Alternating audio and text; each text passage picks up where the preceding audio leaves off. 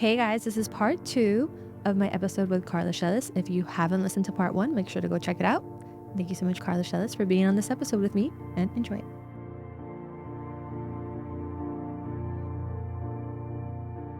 So survival mode's the only method. Survival is the method. How have you dealt with that in the years after you got married? You said that was when you started dealing with it again. Yeah, I definitely closed it off from my brain for a few years. And I mean, you don't start a relationship and being like, hey, by the way, By the just way, wanted to let you know at here. 17, I got kidnapped. So I definitely put it down. And then the first time I remember that he wanted to go to, I think it was like Cancun or something, which I ended up getting married in Mexico. But the first time I was like, how do I tell him this? Because I was dealing with the anxiety of it. Sure you were. In my brain, this man was going to find me in Mexico. Sure. His cousins, his sisters, his parents were going to know it was me that put him behind bars and come after me. Mm-hmm. That was the narrative that you could not remove from my brain. And whether my ex, my partner at the time, knew it or not, it was what I was going through constantly every time I knew that we were going to go back to Mexico for a vacation, for this, for that. Then we started planning the wedding and we would go to visits there. And at the time I was doing like therapy on and off, and I would talk to different people either at church or therapists, and I would be like, I can't remove this man from my mind. And then when I really, really did the work was when I went through the divorce, because then I told the therapist at the trauma center what I had gone through and that I hadn't really like dealt with it or really felt supported by anyone. And I was like, when I told my ex, like, he was as supportive as he could be, but years had passed and he didn't really know. And I think that like men don't always know how to be They that do not. in those situations. So it's And like we're I give putting him too grace. much on them by asking them to do that. So it's like he wasn't in the scene. It was so many years later. Like he had grace for me, but didn't know, what do you want me to do? Yeah. So I never put that on him. But it was more of, well, what do I do? And then the friend that I usually stayed at the house, I was no longer her friend due to like a relationship that had messed up, and then they made us choose like which side we were. It was just we were no longer friends. It was like a high school friend. You lose those friends after a while. So I was like, I have no one from that time that I could really be like, hey, I'm still going through this. Because I didn't tell all my friends at that time. Only very few knew. So I kind of just dealt with it solo. Like I have this secret I'm walking with. Sure. And then I went through my divorce. I went to the trauma center and I talked to them, and they were like, we would like for you to talk about it in the group therapy session that we have today. And I remember we were there and we were all sitting and I started talking about it and I started bawling. Good. Like I could not breathe bawling. And I was like, where is this coming from? And to be frank, I think I still deal with a little bit of that in why I got emotional today, in the sense of there's a little bit of embarrassment. What's the embarrassment? I don't know. But in this episode, the embarrassment of, as much as I want to be honest to people, it's something I protected. What did you protect? The story or the embarrassment? Their embarrassment of the guilt of like, how did that happen to me? But that's normal. Do you know that's normal? I guess not. Okay. It's very, very normal. Once you were victimized like that, to take responsibility for it. Yeah. Because if you take responsibility for it in your mind and how our flesh works, is if I can take responsibility for this and say it was my fault, then I can control whether it happens to me again or not. Yeah, it's definitely the control freak in me. Taking responsibility is a good thing in a lot of other ways of life. Yeah. People who know how to take responsibility are the ones that actually get through and do the healing. The ones who keep blaming everybody else are the ones who never get the healing and never grow from it because it's everyone else's fault. Yeah. And you can't change anyone around you. You can only change you. Right. So if you think about it, that could be why you are suffering with this humiliation. Do you still feel that way today? Yeah. Okay, speak to that. I don't know. I think that part of me wants to speak about it so that I can just be like, okay, you're humiliated. Big whoop, To bring light to it. Yeah, because I read this quote and it said, it was something about the fact of when you keep a secret, you keep yourself chained. When you announce it, you're free. That's absolutely right. So, And this is the saying that I have over that. When you uncover something, God immediately covers it. When you cover it, God will uncover it. yeah. So when you uncover something, God immediately puts his hand over it and it's covered and it's taken care of, right? So that's what Yeah. you're doing now. And I think for so many years, I've dealt with this hate for when people tell me, you're perfect. You look perfect. I hate that word Why is that? because I'm so far from perfect, but I've had to show to everyone like everything's okay always. So from growing up, I protected everyone. Sure you did. Because you were So trying to balance that. yeah, so I was in the protection of in school of what I was feeling or going through, you know, like I was protecting. Even in feeling like at times I failed as a big sister, but I protected her as much as I could. But there was things that she saw that she shouldn't have seen. How do you feel when until somebody doesn't acknowledge that you've done all that work for them? Does it make you feel cheated? yeah, because it's like there's so much that I've kept inside and that I've tried to give grace, be the bigger person, and just be like, it's going to get better. And in different decades of my life, I've done that. And then it makes me look like I'm so smooth with everything. But in reality, I deal with that turmoil behind closed doors. So I think for me, like even saying the story, it goes into one, people go through things, but you don't have to carry it through and it doesn't need to be your identity. But two, it's okay not to be perfect. And even those people that you think are perfect have gone through some things. And that's why I always say, give people grace because you have no idea. And that's why I think, whether people realize it or not, I have always tried to lead with grace to the people in my life. But at the same time, sometimes I'm like, is giving too much grace a disservice? Sometimes we misuse the word grace and we use it as enabling. We use it as excuse for behavior. Grace is undeserved favor. Grace Yeah. is God's gift to us, even though we don't deserve it. Yeah. Grace is a fresh new start every day. But grace is graciousness and graceful means that you are not hammering everybody over the head when they make a mistake against you. It doesn't mean that they don't get to keep making mistakes against you, that they get to have a boundary that you get to hold. Yeah. But grace is like, you crossed the boundary. I'm not going to talk about you. I'm not going to annihilate you. I'm not going to hit you. I'm not going to tear your character apart to everyone and to you. I'm going to forgive you because I want to offer the same grace to you that I've been extended. However, you did cross a boundary and you cannot do that in my life. Yeah. And so I'm going to back up for a little bit until you learn how to treat me. Right. Because let me tell you, we teach people how to treat us. Yes. And if you don't like how someone's treating you, it's not because they need to change. It's because you need to change what you're allowing. It's because you need to change who you are so that you don't attract it. Yeah. So many times we fall into this position of going, oh my gosh, I'm on my fourth relationship and this guy's cheating on me too. Or I'm on my fourth relationship and this guy's also an alcoholic, or this guy's also a sex addict. Whatever the story is, it's not about the guys. Yeah, It's you're not about attracting your the bad pattern. luck. It's your pattern Yeah. of who you are, because you attract exactly who you are. Or you attract your normal. If you don't reestablish a new normal, what ends up happening is you just repeat the normal over and over and over again Yeah. until you call a thing a thing. Right. So my question for you is, what do you need to do in order to have victory over your story? So that one, it doesn't bring you shame anymore.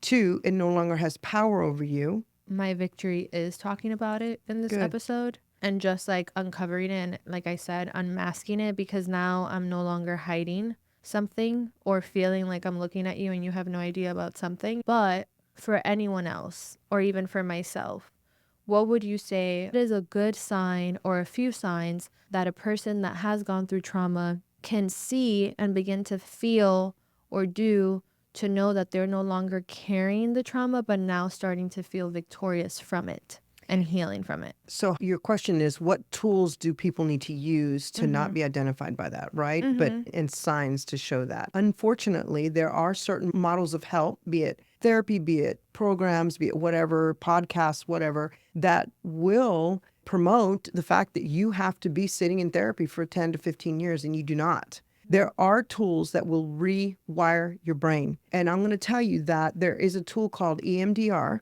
Okay. Have you ever done EMDR? No. Okay. EMDR and tapping are two of the most powerful tools. And you have to find somebody that is a specialist in that will help you, because it's actually using sensory technique to rewire your brain. Okay. Is it the thing that I've seen that people go like this? That's tapping. So tapping, and I'll give you just a very generic explanation of what tapping does. So you have meridians, which are kind of sensory points that touch your brain, okay? So if you are recalling, and this actually was developed because the World War I and II vets were being so much more traumatized by recalling the memory of what they were dealing with through their therapist, that they were even going further in the hole, but they were trying to like deal with it, but they were recalling it. You see, your body doesn't know when that's why you started crying and that's why your hands started sweating, because your body does not know when you recall a memory. It does not know. Your body says, oh my God, it's happening to us again. So all of your body, you have a response inside your body that sends your body into like fight or flight or freeze, right? And so your body, that's why you can physically feel your heart beating. You can feel your stomach. You can have a panic attack. You start crying because your body is like, oh my gosh, we're going through this again. And so it's releasing all of the experiences in the moment just by recalling. So if you understand that, these memories are stored in your subconscious mind, okay? In order to restore that subconscious mind, you have to go through your five senses. The main one is seeing and hearing. And well, taste is something, but seeing and hearing is definitely the two main ones. So in order to know that you're no longer in that, or how do you get out of that, you have to be absolutely intentional about focusing on things in the future. So how do you focus on things in the future? How do you stop thinking about the past? Because you could just smell a smell and it will take you right back to that car. Right. You can smell a smell or hear a song. It'll take you back into the situation of your abuse, whether it be in your home or it be in school or it be in your marriage. I'm just talking to people who are listening too, right? So you can see a car. For me, it was a car. I could see a car and it would literally make my mouth get cottony. I broke out in sweats because of the car I saw, okay? So you think, okay, I can't just keep talking about this over and over and over again. Right. Like, you're validated. What happened to you is real. It's traumatizing. It's horrible. And you have every right to be scared and every right to be in that position for months and years after that. And everyone listening who has trauma in their past, I just feel like abortion right now. Like, I feel like somebody listening is going to be struggling with abortion. Like, they're going to be freaking out about that. Like, or they did that in the past. I don't know who that is listening, but somebody has shame about that. And so what I want to say is that we cannot undo the past, but the tools to move forward are to begin. Without vision, we will perish. Okay. So in order to change the future, in order to change your present, you got to focus more on the future. Okay. Well, how do you focus on the future? You create a vision for it. The more that you create a vision and you make your future bigger than your past, then all your thoughts, do you know you have 60 to 70,000 thoughts a day? I mean, I know I'm an overthinker, but geez. No, one average brain in a human has 60 to 70,000 thoughts a day. I probably have 120,000. Well, women, you know what? Men have like 6,000. We have like 100,000. I'm just kidding. Yeah. But so look, 90% of those are about the past. That's your average, everyday, untrained brain. And when I say untrained brain, I mean a brain that actually doesn't know how to put this into effect. Yeah. Okay, to rewire your brain. So 90% of all of those thoughts are about the past. So when I learned that, I thought, okay, wait a minute. So that means 10% are about the future? No wonder we're spinning round and round, making the same mistakes. Looking up one day and going, how am I 50-something years old and I'm still here? So I thought, I need to reverse that. This is one of the tools. We're going to reverse that. And I thought, I want to make 90% of my thoughts about the future and 10% about the past. Now, here's the mistake that we all fall into. We believe that's just a natural thing that happens. That, well, when I get married, when I have the kids, when I have the house with the white picket fence, when I have the perfect boyfriend, when I have the perfect job, when I have the perfect money, then I'll get in that place. But the irony of that is that, no, you need the thinking first before all that'll come. Right. Okay? So the number one tool is to know that you are actually moving away from the trauma, is to calculate what your thoughts are per day. And It's tiring if it's 90,000. no, I'm saying calculate what your thoughts are. So Okay. actually take, without an intention, you just float around. And with 90% of our thoughts, we will magnetize towards the back. Anybody listening, I don't want to be in trauma anymore. Like, I want to be free. I want to live my life to the fullest. I don't want to live in that past, because every time you recall that memory, you empower that perpetrator. Yeah.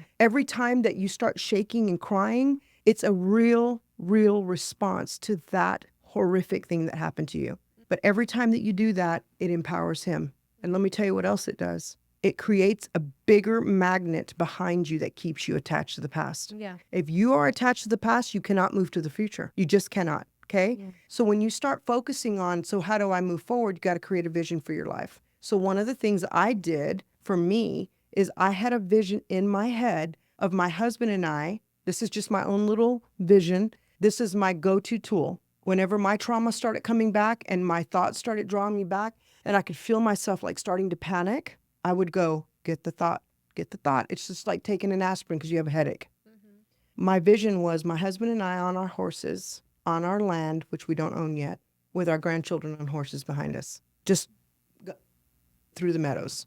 That's my vision. My other vision is our family building all our houses on a piece of land and everybody living together. Like, I have actual vision as though I've already lived it. But every time I start going into trauma mode, which is now hardly ever because I've trained my brain, I put that vision in my head. So for you, I want you to think, what does life look like for you if you could design a dream life? Like, you have to write that down. Yeah, I mean, I do believe in writing things down and speaking because that's how I got to where I am today. That's right. And I think that's the reason why I have said that I, from a very young age, wanted to process and go through whatever I faced throughout my years rather than push it aside and ignore it and things of that sort. Because the older I got, the more I realized I don't want to be like these different people that I've been around throughout life that are older and are just letting themselves be locked in. But I think more than ever now, when I do have visions, it's funny when you were saying the horses thing, because I actually have a vision every time that I think about it of my life with my future partner and my kids. And I was telling my friend about it the other day because I was saying it down to the decorations. Like the fact that even in my master bedroom, there's a specific clothing rack because I'm so busy that I have a clothing rack of the outfits for that week. And she was like, you're so detailed. And I'm like, that's perfect. You're supposed to be detailed. That's perfect. And Yeah, that's how you and- push yourself into a vision of the Yeah. future. See, because anything that's good, bad, indifferent, it will be recalled out of your subconscious mind through the five senses. It could be a food that you taste. It could be a song that you hear. It could be a smell that you smell. It could be something you touch. It absolutely works that way. When you have a definition of the future, and y'all, I'm going to tell you right now, it could even be, I'm going on vacation next Friday. So maybe in your mind, you imagine your vacation next Friday as something that holds you to the future. And then you have to be intentional about getting excited about it. Because if you don't elevate your emotions and you stay in this low vibe, you will forever stay. And I'm going to show you that really quick. I just already started drawing this thing because I want to show you this. But let me show you the emotional frequency scale.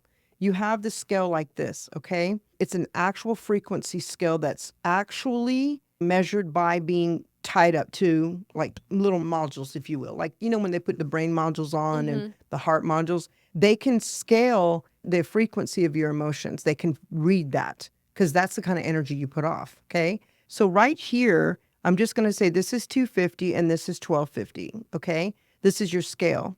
Whenever you have 250, that's like nearly death. When they actually measure it, it looks like this. What does this remind you of? And then what does this remind you of? Well, the heart thing. Right. This is what it looks like when you're up here, and this is what it looks like when you're at 250. Literally, you're almost at death, okay? But 1250 is abundance, joy, receiving. It's all the good things. 1250 is through gratitude. 1250 is through choosing to think on higher thoughts. But when you exist right here and all these in between, you attract people just like that who also think like that. So everybody's on this low vibe. Yeah. Okay. So if we think about that, let me show you this really quick because your goal needs to be to maintain a high vibe. And you do that by your thinking. You do that by what you listen to. You do that. That's why you can be in a movie. Have you ever watched a movie without the sound? Yes. It's kind of like This movie's so awkward. That's how you watch a scary movie and don't get scared. Turn off the sound. Turn off the sound. That's right. I've done that. The music projects a frequency that Yeah. affects you. So you can be listening to a really beautiful song and it can make you cry. Yeah. You can be listening to a really good jam out song and it makes you want to get up and dance. It affects your vibration. Yeah. Okay. So that's the same way as the thoughts that we emit and the energy we put off. So if you think about, let me start with you. This is step number 2. Okay. So if you have step number 2, this is you. This is the secret to the best life you can ever imagine. This is you inside that circle. This is all you're responsible for. And everybody watching right now, this is all you're responsible for. What's inside the circle? What's inside the circle. Science calls that the toroidal field. And you have 9 feet in diameter around you that is actually your own field. Okay? But what happens is we get around people, okay, who have little tiny circles. Some people have really big circles and they encompass you. Not only do they encompass you, they expect for you to alter their field. You have to act this way so that I can be happy. You have to respond to me so that I can feel validated. You have to think this way so that I can feel like I did a good job with you. I need you to act, say, feel, think, behave, whatever, do, don't, say this, don't say this, all of these things so that I can look good. Right. So that I can sound good, so that no one will think that I am XYZ. Okay? That is the dysfunctional cycle as all get out. But what happens is we stay in those circles. And then every ounce of black tar and low vibe thinking that this person projects and the cycles they stay in their whole life, it goes over us too. Right. And it brings you down. You can't identify who you are. Right. You lose yourself. You lose yourself. This is how you stay in bad relationships because the person dominates you and you lose who you are, right? So when I show you this, I want you to know that this is your circle. These people around you that try to dominate your circle, some just try to isolate, but there are people that try to dominate your circle. And I'm going to tell you right now, they're not always your abusers. These can be your normal, everyday people. These could be your parents, your grandparents, your teachers. This could be your spouse, your boyfriend, girlfriend, and they look functional. They have good jobs. They are fun sometimes. They're high and they're low, but they abuse, but then they put everything off on you. If anybody wants to know what gaslighting is, just go to YouTube and put what is gaslighting. You'd be surprised how many people get gaslit every single hour of every single day. But do you think that also nowadays people, because gaslighting is so popular of a search, do you think also that people that are gaslighters have a tendency to now want to turn and say that everyone else around them is gaslighters? And if, how are you able to identify if you are the gaslighter? I think it's so easy when a word like gaslighting is on trend to instantly want to identify it, to find the definition of it and point a finger to it to someone in their life, whether they're the one actually gaslighting themselves or gaslighting the situation. So how can you know when defining what gaslight is if actually you're the one doing the gaslighting? That's a lot of gaslighting in the sentence. This is a really tricky thing Yeah. because people who operate dysfunctionally with their emotions and their mind never take responsibility for anything. And I say that because it's so easy to point the finger. It's easy to identify when you're knowledgeable in the topic, but everyone nowadays is an expert. Okay, point your finger at me the way you normally would. Yes, 3 back. I know, but I That's think the trend. I think But even here's though the that's answer to that. an old Old expression, analogy, yeah, yes. analogy, people forget that. And they're like, no, but in this situation, I know more. And I know that Susie over here is the gaslighter and not me. Okay, so that's deflection. Yeah. Anybody who's actually the gaslighter is the one blaming everybody else for that all the time because all they're doing is deflecting. The person who is actually functional and healthy is going, am I the gaslighter? I need to check that out. I need to change that. Ooh, I don't want to gaslight anybody. I don't want to be a narcissist. I don't want to hurt somebody. I want to be the best version of myself. Yeah. Hold on. And then here's my other favorite, the subtweets. We call them subtweets. This is a hot topic for me. It drives me absolutely crazy. The people who like to use social media to beat people up because they don't have the guts to say it to their face. So they use social media and they post things and they're subtweeting, we call that, or passive aggressively talking about somebody. That's the person that's got the dysfunction. This is the core bottom line of that. If you're a healthy person, all you're looking for is your own faults. And I think to like chime into that, I'm not perfect, right? I know I'm not perfect. Right. None of us are. None of us are perfect. And I think anytime when I know I've done wrong, listen, I may not have apologized instantly. I may not even have had a closing argument or conversation with the person. And this is in the 33 years of my life, right? With different people. But there has always been a moment to myself where I have been like, I was wrong. I was wrong. And I did that again. Or I talked to them wrongly, or I was feeling bad about how Peter over here treated me and I did it on Patty. And I either go and apologize or I'm like, how can I stop doing that That within myself? is a sign of a healthy person. Because if I can tell everybody one thing, that one of the number one keys to absolute abundant happy life is focus on yourself. Yeah. Focus on yourself and stop blaming everyone and victimizing yourself. Because when you victimize yourself, you are always the victim. Victims are helpless. They can do nothing. Victim needs the perpetrator or the violator to stop perpetrating and violating so that they can be free. So there's no power there. So then I guess my question becomes, for a person like myself who I do try to do the identifying and fixing, but then also borderline end up blaming myself. It's impossible for blame to be present when you are in a healthy relationship with yourself, because you've already accepted the responsibility for everything that you're in. Yeah. Not that it was your fault that you were kidnapped. Not that it was your fault that you left the house. You were a child and you were leaving an environment that did not feel safe to you. Yeah. So there's no blame. Listen, I used to tell my residents, you were victimized. You did not ask for this. You did not want to be serviced and sold for sex that many months and years. You were victimized. You had a false belief that put you into that situation. You didn't put yourself into that situation. Yeah. If you had a level, love, balanced belief system about yourself, no one, listen, forget about the idea of being in the wrong place at the wrong time. That's so far and few between. It is more about who you are is what you attract. Yeah. Unless you're walking down the street and somebody drops acid out of 20-foot window above you and it just happens to hit your head. You're not attracting that.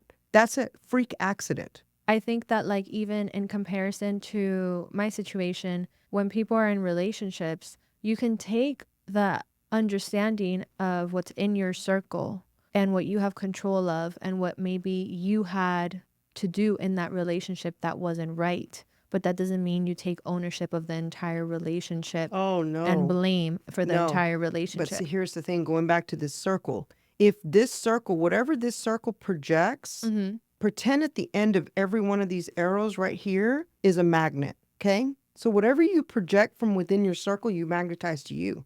That's physics. There's no way around that, okay? But listen, the other thing I want you to know is that this is the absolute fact of humanity. You have this circle. It goes with you everywhere. You can never get rid of it. But there's inside of this is a door, okay? The door is coming from the inside.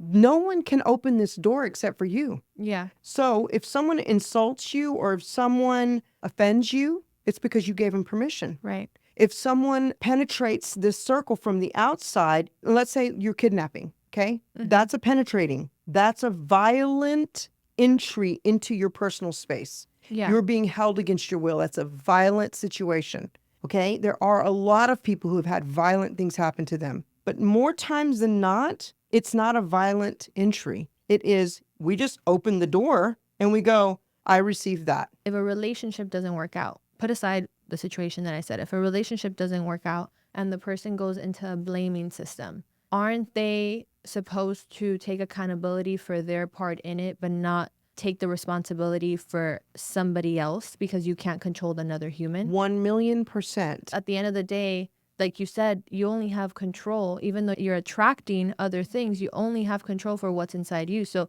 you can take accountability for what you've done in the sense of relationships when things have gone bad, but you can't take blame for the fact that other people have wanted to do their own things, whether it be cheating, whether it be abuse. So let me speak to that, because I have sat in front of so many people who've Yeah. been cheated on and abused, okay? And I never want anyone to take the blame for that, ever. Yeah. However, my number one response is, let's change the dynamics in here, because the type of person that will cheat on you is not because you weren't pretty enough. It's not because you didn't have enough sex. It's not because you didn't talk enough or you talked too much. It's because the person who's doing the cheating, and let me also add the girls who are the mistresses, Mm-hmm.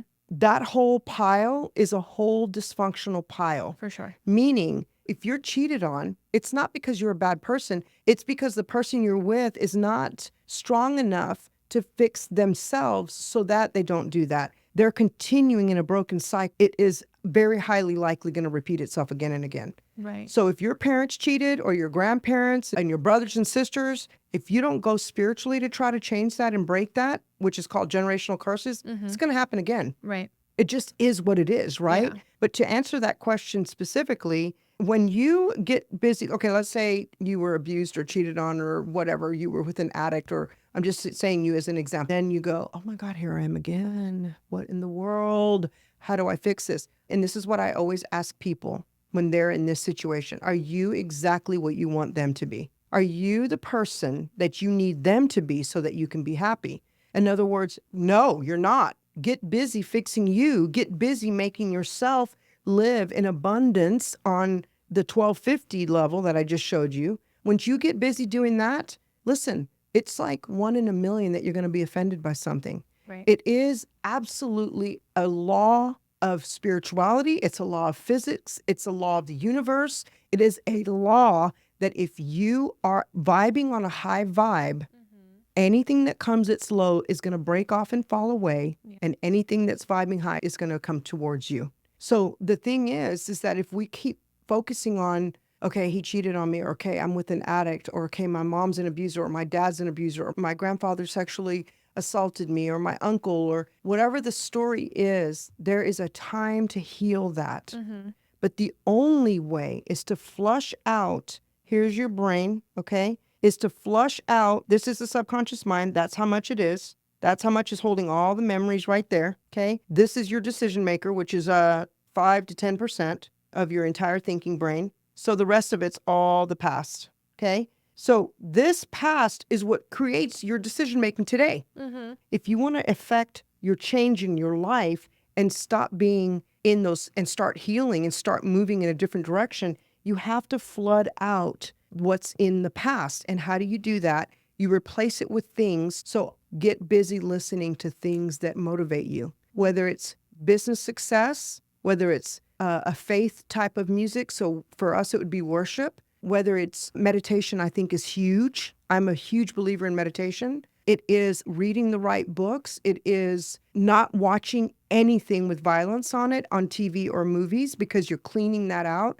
When I had the safe house, we did not allow any internet, no cell phone. They were completely off the grid. A lot of that was for safety reasons, but we knew we had to reprogram their brains. We had to reset a new normal. So I picked out personally every DVD that was in the house.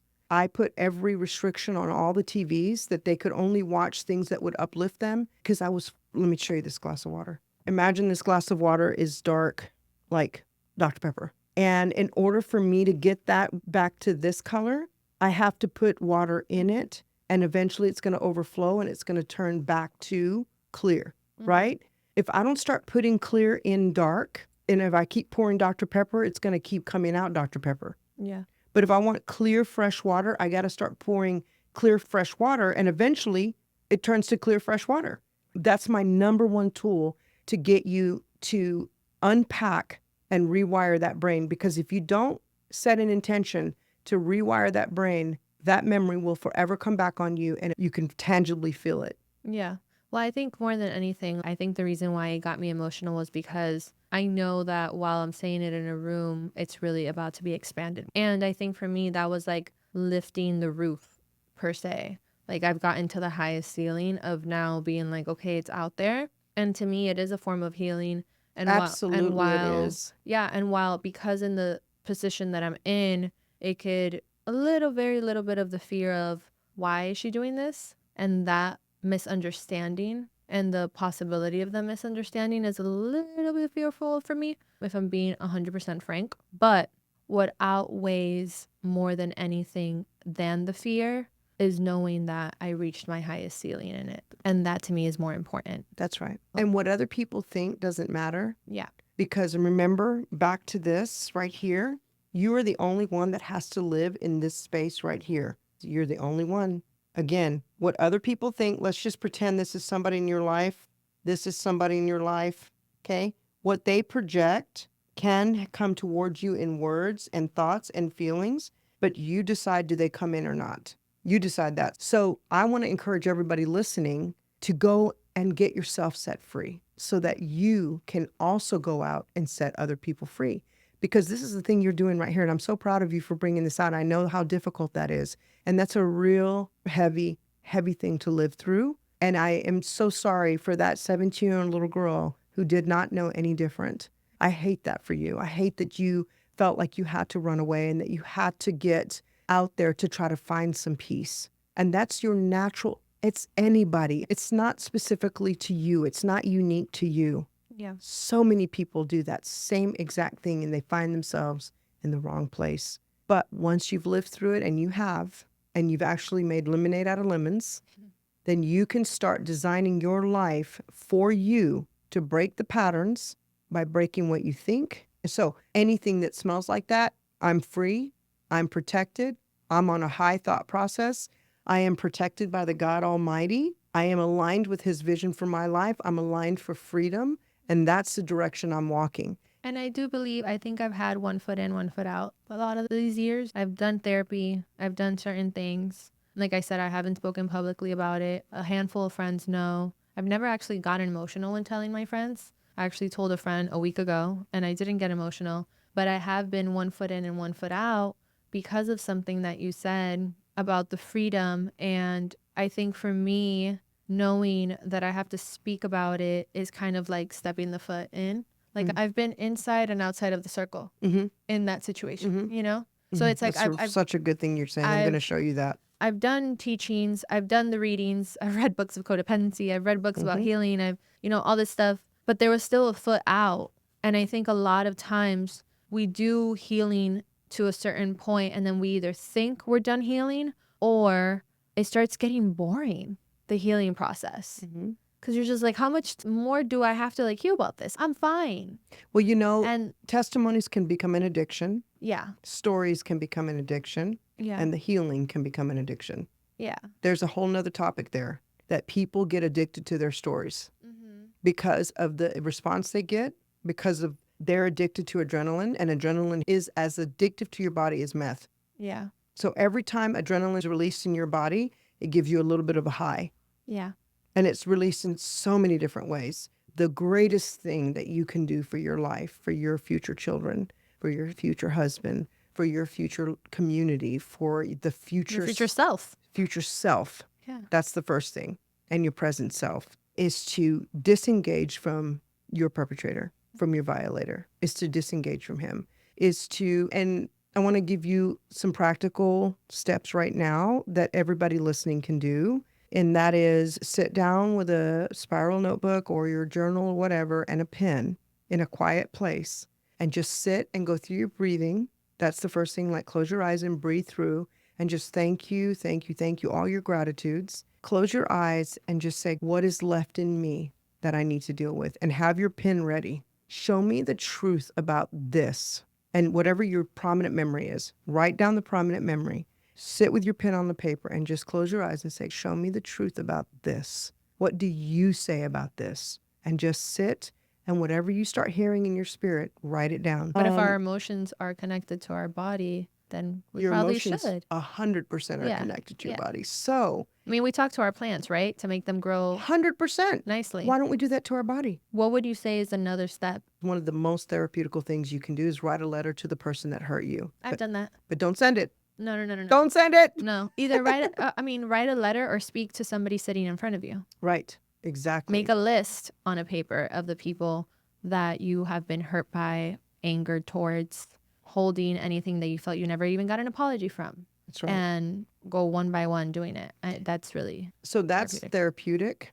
In rewiring your brain. That's a movement towards releasing something. But in order to rewire your brain, that's a spiritual first step that I told you about, writing all that down, because you want to identify what the problem is. Then you want to start speaking life over that. So I would spend 3 to 6 months every single morning like when you're laying in bed and you know how you're kind of waking up, but your eyes aren't open yet? Right.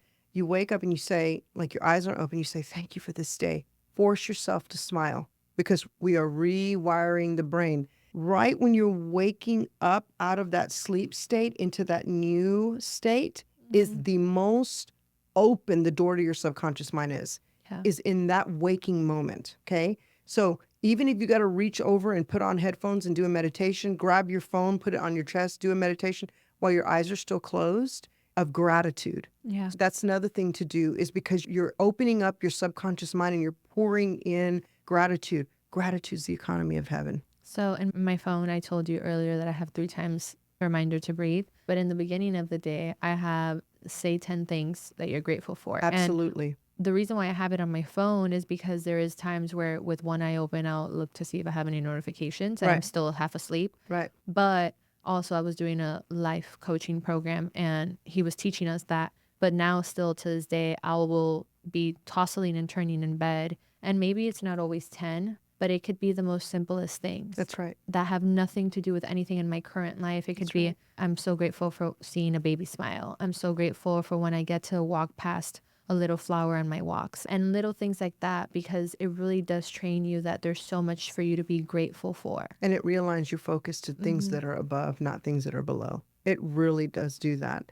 And so when you're practicing your gratitude, you can even, I'm grateful for the sheets I'm laying on. Yeah. I'm grateful for the toilet with fresh running water. Whatever you can think of to change in that mindset of gratitude.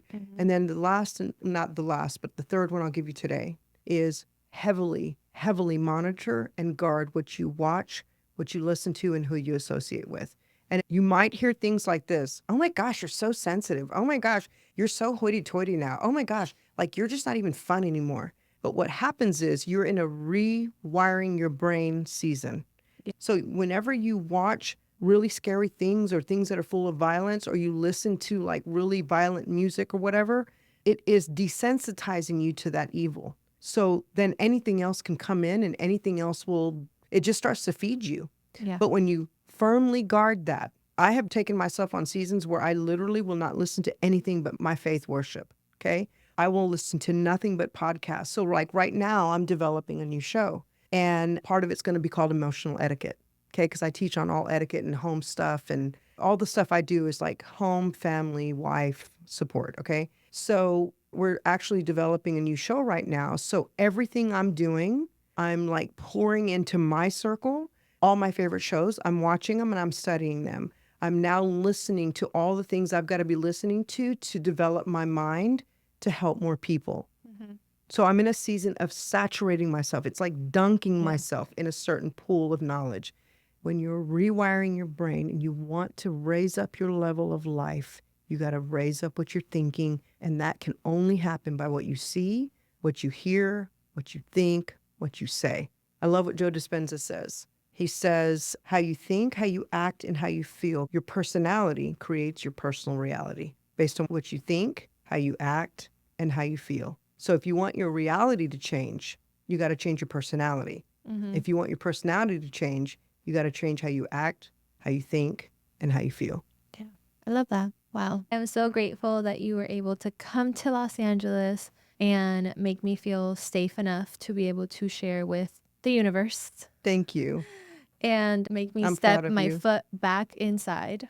Bring that foot back inside and don't let it go back out anymore. Well, so thankful. If you don't follow Carla already, make sure to check her out, whether it's home etiquette or all the other stuff and Or the emotional show etiquette. or emotional etiquette that she has coming soon. But thank you so much. I hope you guys enjoyed, stayed tuned, learned, and received everything that we talked about.